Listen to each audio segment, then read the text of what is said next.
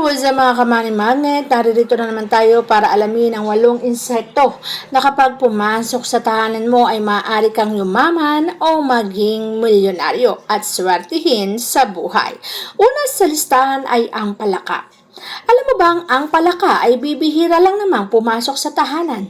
Kaya lamang yan pumapasok kasi ramdam nila na ang may-ari ng tahanan na yan ay papasukin ng malaking swerte o blessing sa buhay. Mararamdaman nyo na pagkatapos pumasok ng palaka ay biglaan na lang may buenas o swerteng mangyayari sa iyo.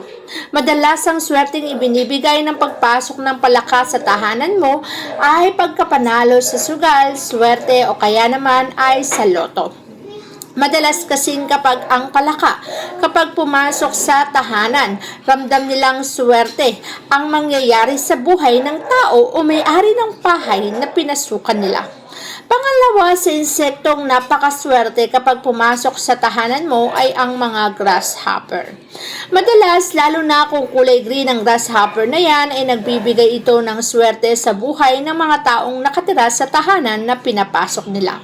Hindi naman sila magtatagal sa tahanan mo. Nais lang nilang ibigay ang senyales na ang may-ari ng tahanan na yan o ang mga taong nakatira sa bahay na yan ay siswertihin sa buhay o magkakaroon ng mga kaperahan o kaya naman pag-unlad sa negosyo, may papasok sa tahanan mong swerte, may kakatok sa pintuan mo na magdadala ng malaking blessing na maaring ikapabago ng buhay mo. Yan kasi ang senyales na ibinibigay ng grasshopper kapag ang grasshopper na to ay pumasok sa tahanan mo, naglulundag-lundag at tumikit sa'yo.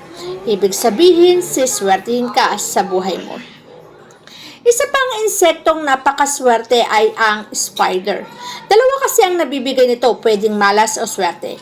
Ngunit kapag ang spider na yan ay gumawa ng sapot sa loob ng tahanan mo, ito'y nagre-representa sa swerteng ibibigay nito sa iyo na sunod-sunod o kumpul-kumpul.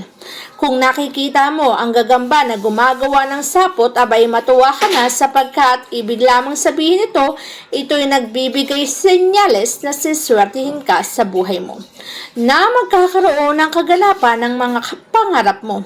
Matutupad ang mga bagay na hinihiling mo sa buhay. Ang negosyo mo ay magtatagumpay. Magkakaroon ka ng maraming blessing at papasukin ang tahanan mo.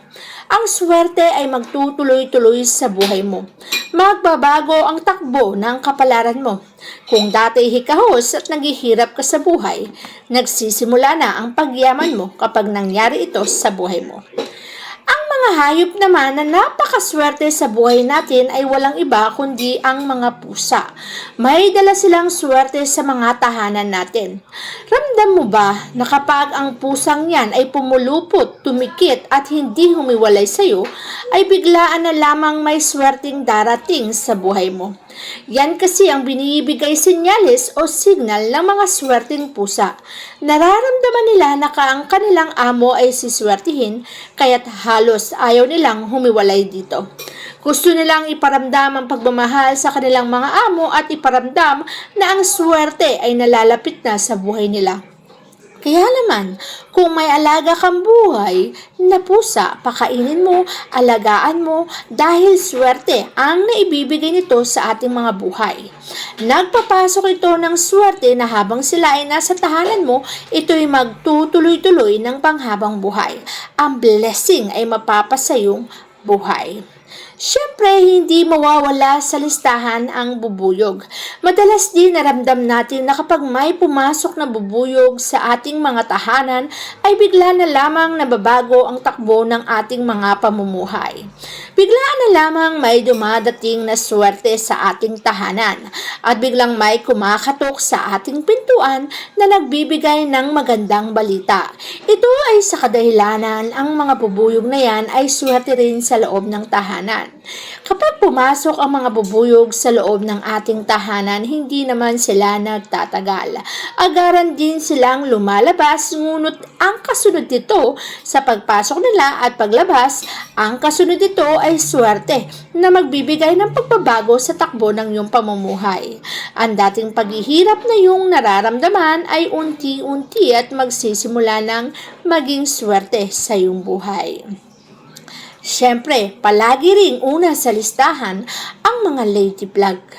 Ang mga ladybug na yan ay swerte kapag ito'y nanatili sa loob ng tahanan, nagpaikot-ikot at nagbigay signal na ang mga taong nakatira sa tahanan na yan ay maaari nang magsimulang mabago ang kanilang mga buhay. Ang ladybug kasi kapag pumasok sa tahanan mo, ang signal na ibinibigay nito ay patungkol naman sa swerte sa negosyo.